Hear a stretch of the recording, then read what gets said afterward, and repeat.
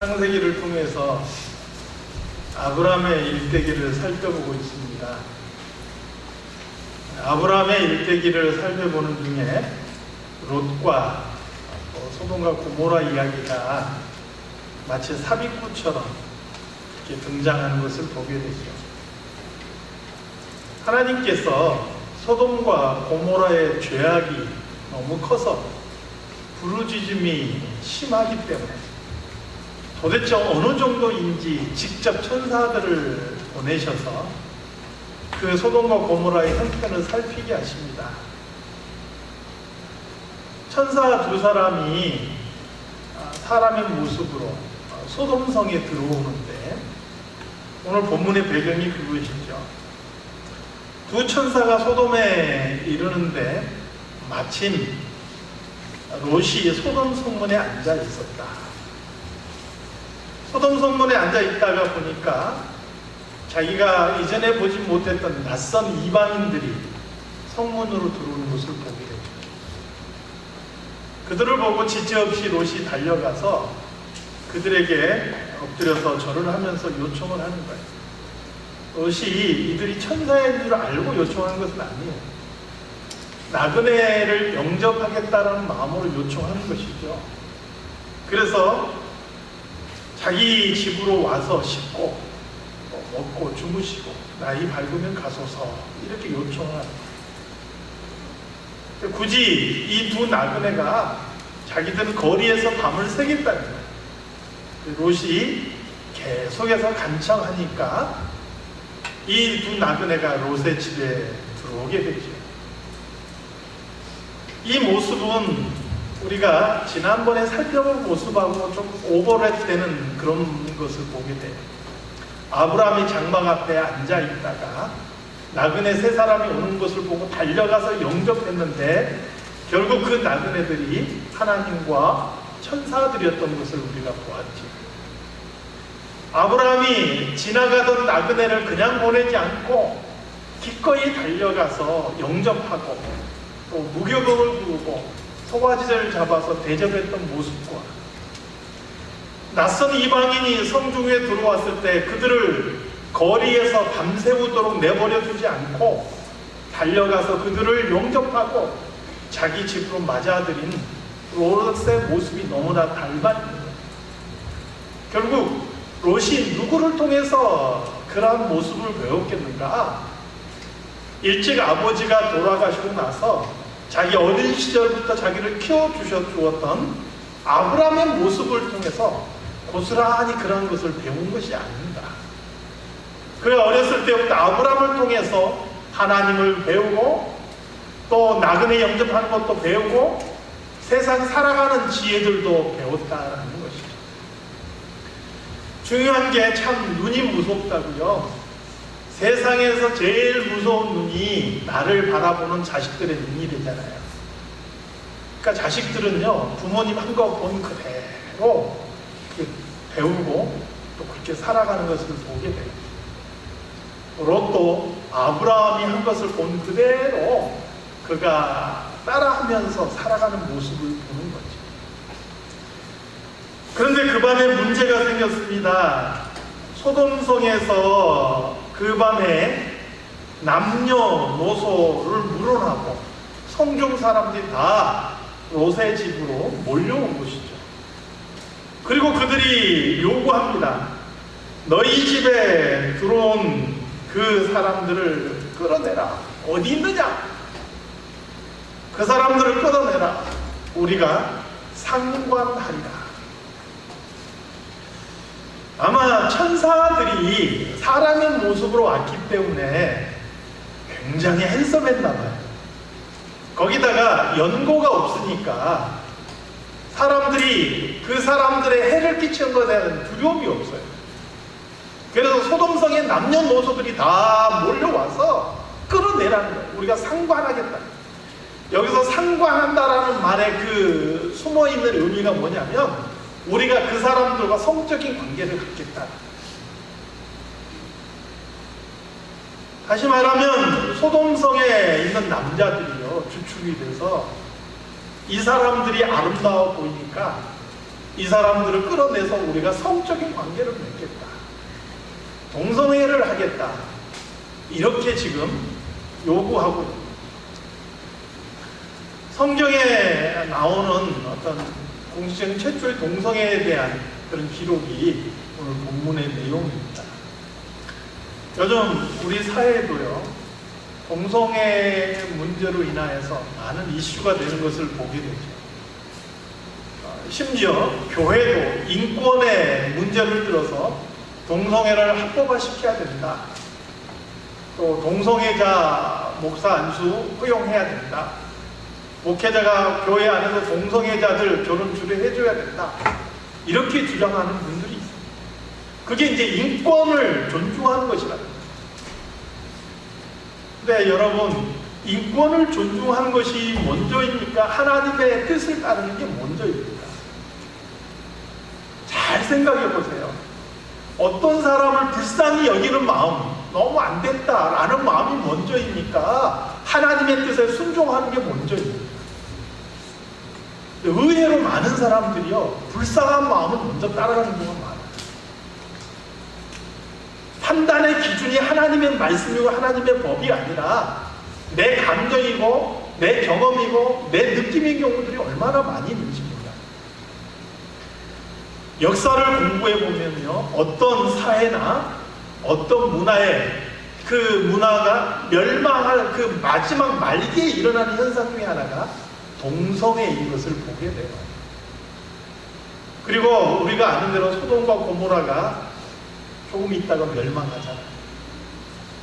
지금 팔레스틴 지방의 사해바다, 그 사해바다가 아마 소돔과 고모라가 있었던 곳이다, 이렇게 이제 학자들 추측을 하고 있죠. 유황불에 멸망한 도시가 되고 말이죠. 아무튼 소돔성의 그 남녀노소들이 이 롯의 집에 와서 그 사람들을 끌어내라니까, 우리가 동성애를 하겠다라는 거예요. 그때 롯이 그들의 앞을 막아섭니다. 막아서서 뭐라고 이야기를 합니까? 내 형제들아, 이런 악을 행하지 말라. 이거 참 대단한 용기가 있는 사람이에요. 사람들이 악을 행하고 죄를 지으려고 하는데 나서서, 여러분, 이것은 악한 일입니다. 이런 일을 하셔서는 안 됩니다. 이렇게 외칠 수 있는 것은요, 용기가 필요한 일입니다.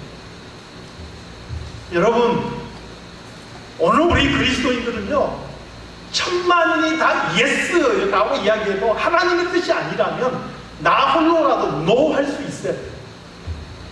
다 노 해도 그것이 하나님의 뜻이라면 나 홀로 예스 할 수 있어요. 그런 용기 있는 믿음의 성도들이 다 되시기를 소망합니다. 오늘 그리스도인들이 악에 대해서 침묵하면은요, 세상은 소망이 없는 거예요. 그런 면에서 롯은 용기가 있는 사람이었던 거예요. 그런데 문제는 뭐냐면 그 다음에 뭐라고 이야기하느냐, 내게 남자를 가까이 하지 아니한 두 딸이 있다. 그러니까 이 두 딸을 너희에게 이끌어낼 테니까 너희 눈에 좋은 대로 행하고 이 사람들은 손대지 말라는 거예요. 자, 그 자기 집에 온 그 나그네들을 보호하려는 욥의 마음은 선한 것이죠. 그런데 그들을 보호하기 위해서 자기의 두 딸을 내어주겠다, 이것은 있을 수 없는 일이에요. 근데 욥이 이런 생각과 이런 사고를 하게 된 것은 뭐냐면, 그 자신도 모르게 소돔성에 살아가면서 소돔성 사람들의 사고방식에 물들은 결과라고 보는 거예요. 여러분, 우리가 이 땅에 발딛고 살아가지만 우리는 이 땅의 가치와 이 땅의 문화와 이 땅의 사상과 이 땅의 성공의 논리를 쫓아가서는 안 되는 사람들이에요. 우리는요, 우리에게 향하신 하나님의 선하시고 기뻐하시고 온전하신 뜻이 무엇인지 분별하고 그 뜻을 향해서 나아가야 되는 거예요. 그런데 롯은 그 땅에 살면서 자기도 모르는 사이에 자기의 생각과 자기의 판단이 그냥 그 선 사람들에 의해서 물들어 있는 모습도 발견하게 되는 것이죠. 이 사람들이 롯에게 이야기하죠. 저자가 들어와서 거류하면서 우리의 법관이 되려 하는구나. 너희 집의 손님들보다 너부터 가만두지 않으리라. 사람들이 이러면서 롯에게 달려들죠. 그때 롯의 집에 왔던 손님들, 그 천사들이 손을 내밀어서 롯을 집 안으로 끌어들여. 그 사람들은 물은 대소를 막론하고 눈을 어둡게 만들었다. 성경이 그렇게 이야기합니다. 그리고 나서 이 천사들이 롯에게 이야기합니다. 너희 집에 속한 사람이라면 내 아내든지 자녀든지 누구를 막론하고 다 성 밖으로 이끌어내라. 이 성을 멸하리라. 롯이 그 말을 듣고 마음이 다급하죠. 그래서 제일 먼저 누구를 찾아갔느냐?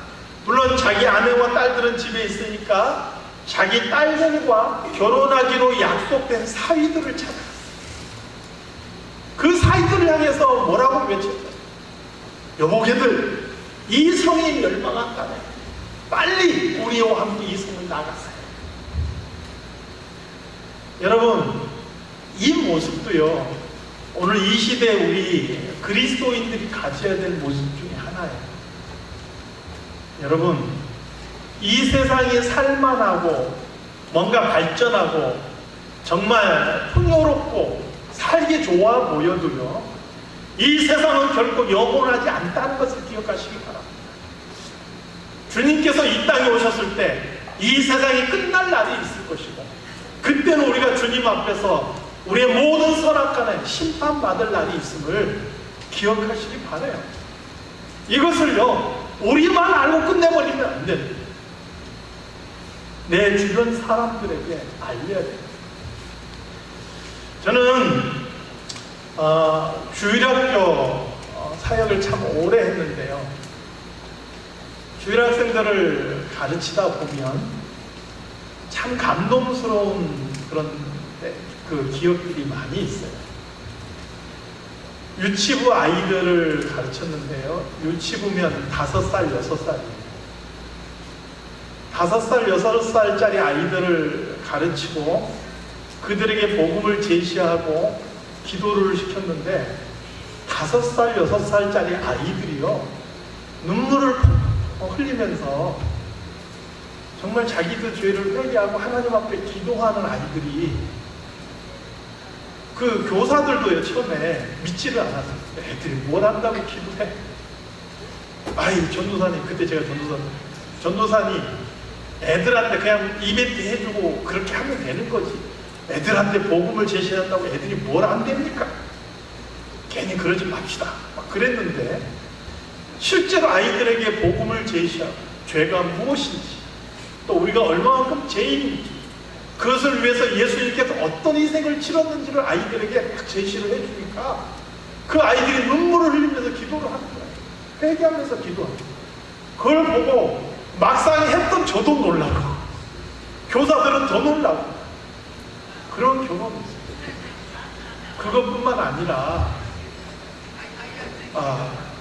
유년부 아이인데, 유년부 아이라는 이제 초등학교 1학년, 2학년 이런 애들, 그런 아이인데 천국과 지옥에 대한 그런 그 성경 공부를 하고 나더니 갑자기 눈물을 팍팍 흘리더라고요. 가르치는 선생님이 깜짝 놀라요. 너 왜 그렇게 우니? 이 아이가 선생님 보면서 하는 얘기다. 예수님을 모르면 정말 지옥 가는 거예요? 이렇게 묻는 거예요. 그렇지. 예수님을 모르면 정말 지옥 가.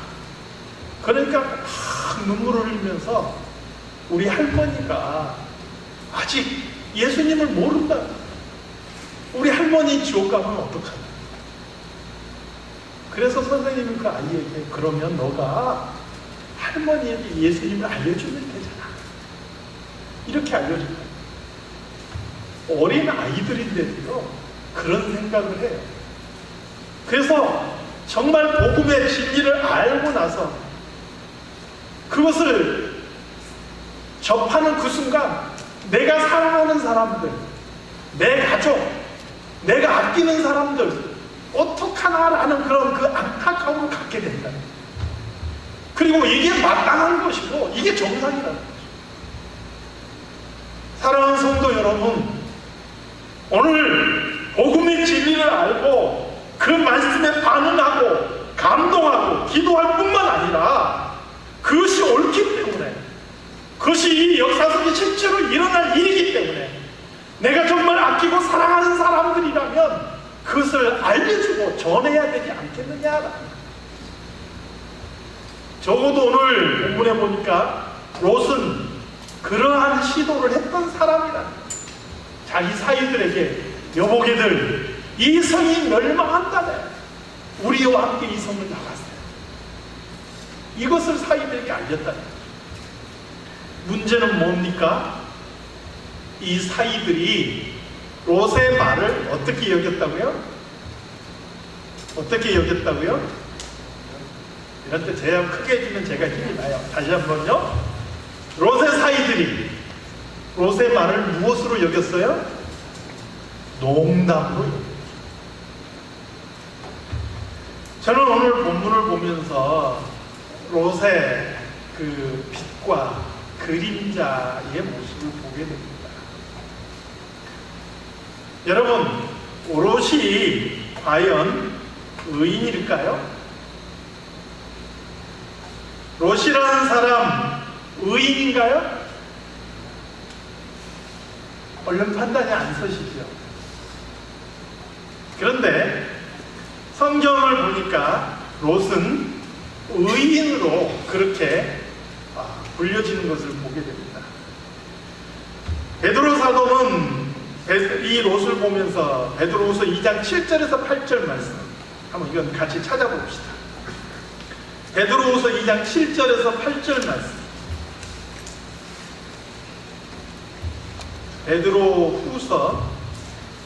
베드로후서는 신약에 있습니다. 구약에서 찾지 마세요. 베드로후서 2장 7절에서 8절입니다. 제가 가진 성경은 신약 성경 385페이지입니다. 7절 말씀 함께 읽겠습니다. 시작.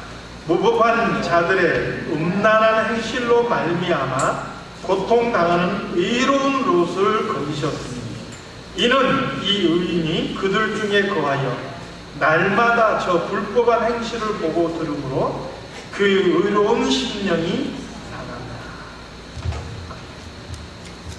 성경은 롯을 의인이라고 이야기하고 있어요. 그가 소돔성에 살면서도 그래도 믿음이 잃지 않고 아브라함을 통해서 알았던 하나님에 대한 그 신앙이 있어서 그 모습 지키면서 그렇게 살아가는 거예요. 그 성이 죄로 인하여서 신음할 때 그 속에서 의로운 심령을 가지고 또 롯도 함께 고통을 받고 괴로워하며 그렇게 살아가고 있었다는 것이죠. 여전히 하나님의 백성으로서 그 모습을 가지고 그 죄악의 성에서 살아가는 롯의 모습이 그래도 롯에게 보여지는 빛의 모습이라는 거죠. 그런데 롯의 그림자는 무엇입니까? 롯이라는 사람은 사실은 그 자신이 서면 안 되는 자리에 서 있었던 거예요.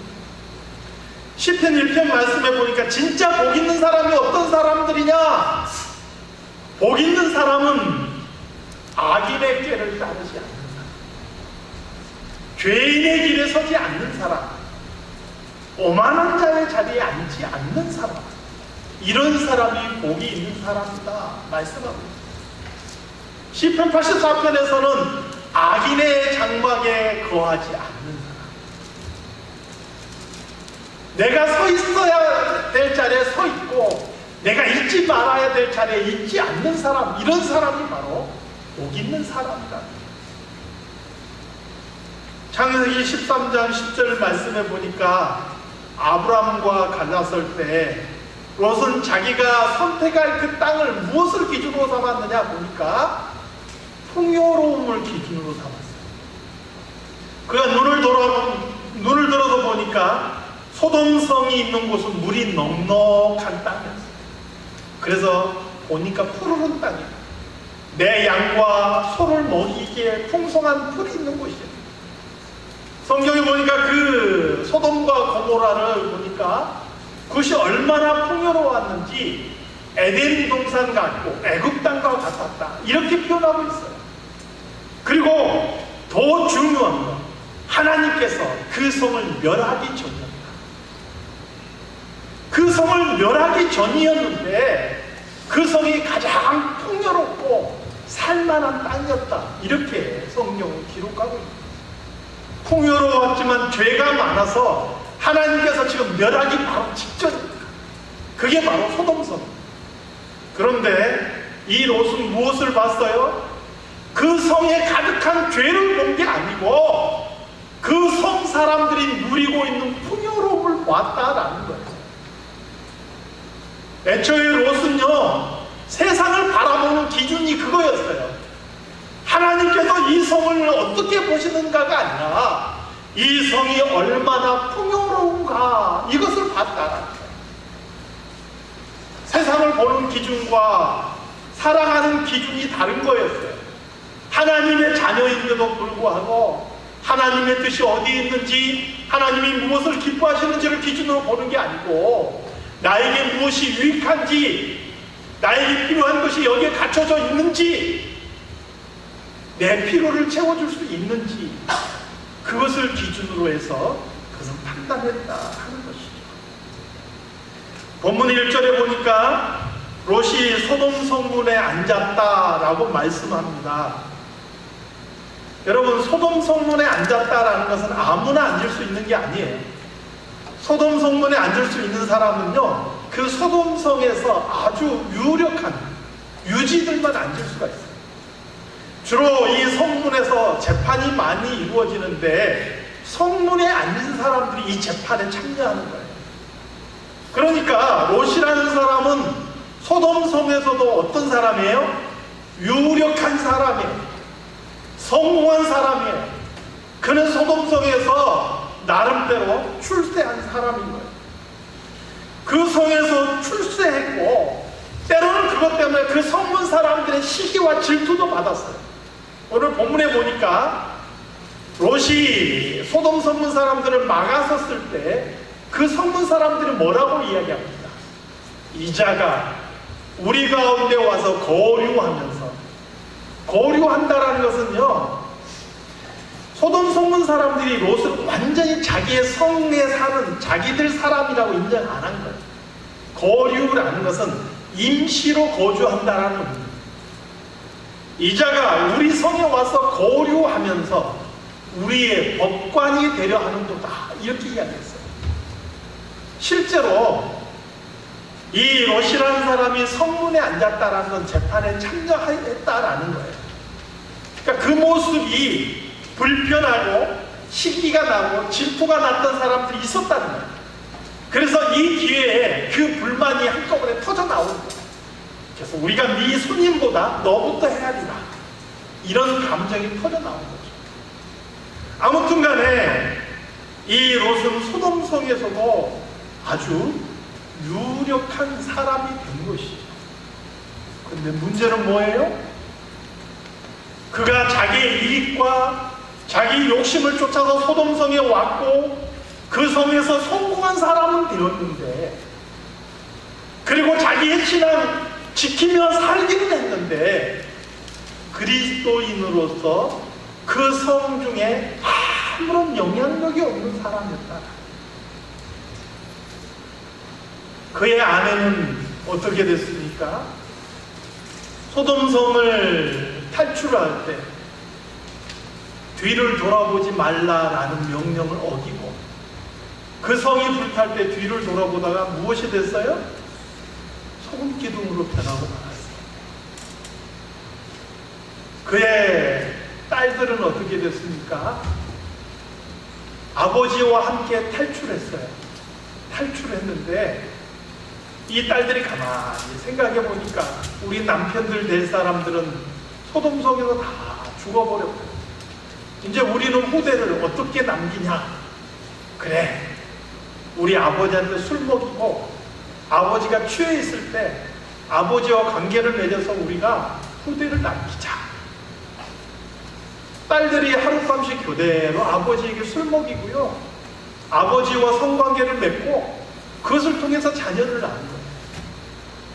그 후대가 바로 모압과 암몬 족속이 돼요. 얘들은 이스라엘과 계속 불편한 관계가 되는 거죠.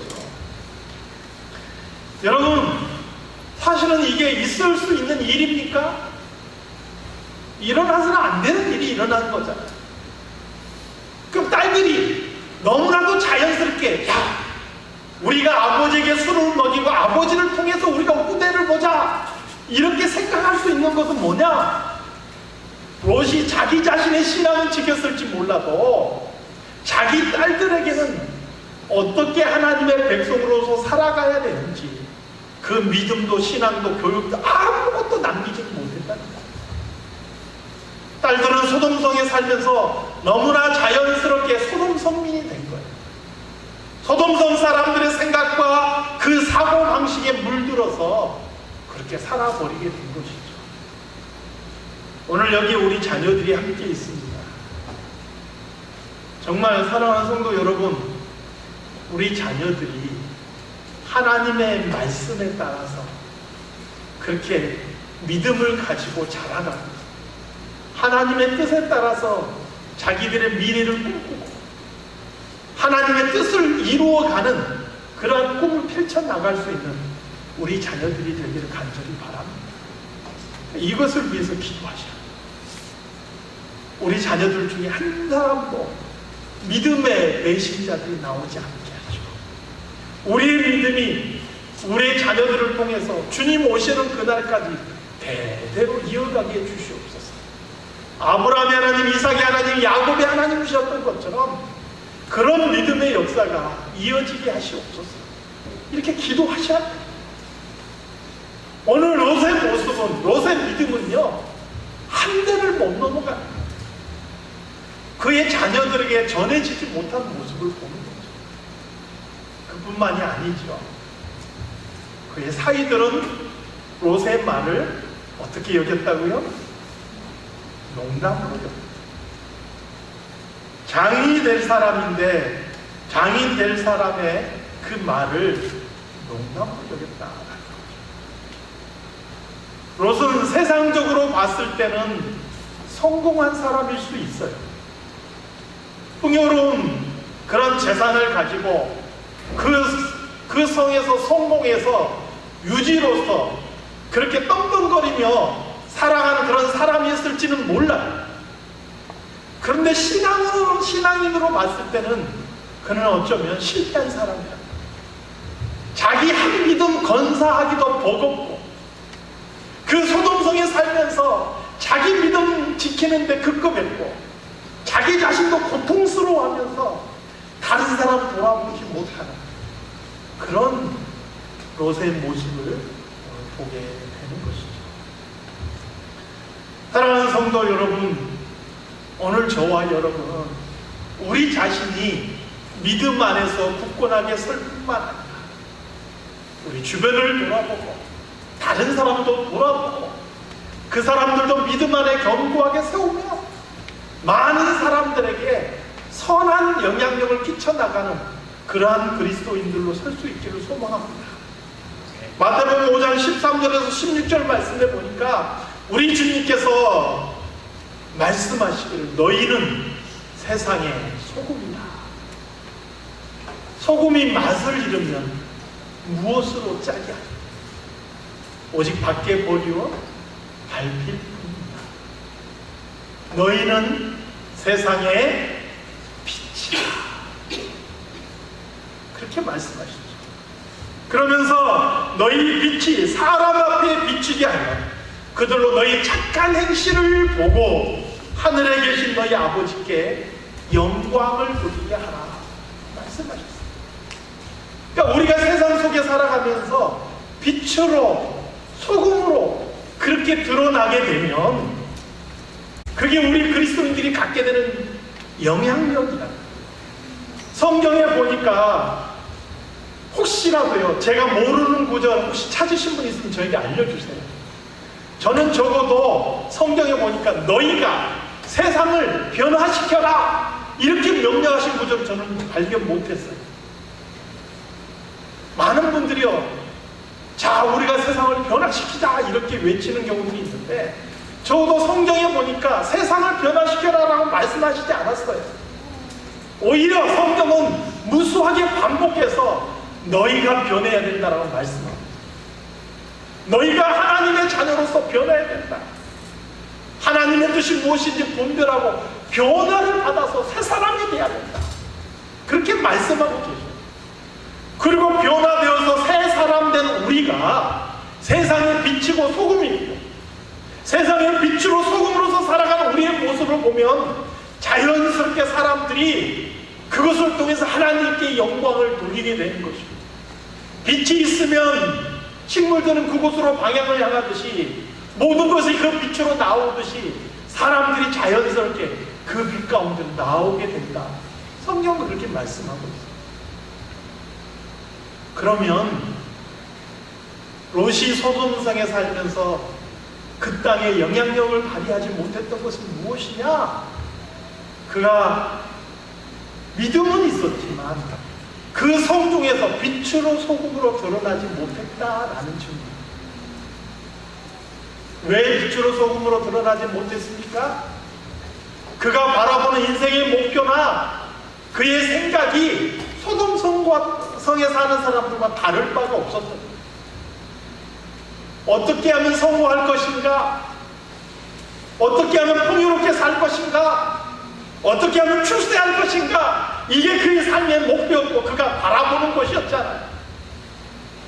그것은 안 믿는 사람들도 바라고 소망하는 것.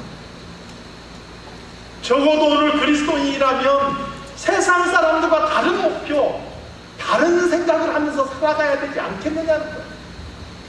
그리고 다른 그런 모습을 보고 사람들은 예수 믿는 사람은 달리 생각하는구나, 다르게 생각하는구나, 다른 가치를 가지고 살아가는구나, 그렇게 느끼게 되고, 그러한 모습을 보면서 과연 저들이 믿는 하나님은 누구시기에 저렇게 살아가는가?